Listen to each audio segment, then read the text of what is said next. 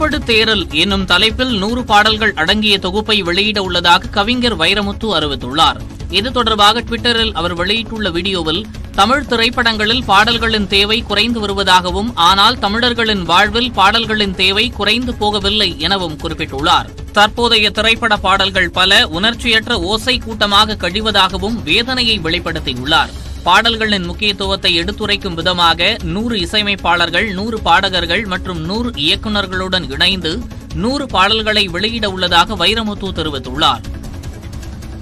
100 பாடல்கள், 100 இசையமைப்பாளர்கள், 100 பாடகர்கள், 100 இயக்குநர்கள் என்ற திட்டத்தில் இறங்கி இருக்கிறேன். உலகத் தமிழர்களே, உங்கள் இல்லம் தேடியும் உள்ளம் தேடியும் வருகிறேன். ஒவ்வொரு பாடலுக்கும் நானே தோன்றி முன்னுரை மொழிகிறேன். வெகு விரைவில் நாடெங்கும் நாடு கடந்தும் பரிமாறப்படவிருக்கிறது நாட்படு தேரல்.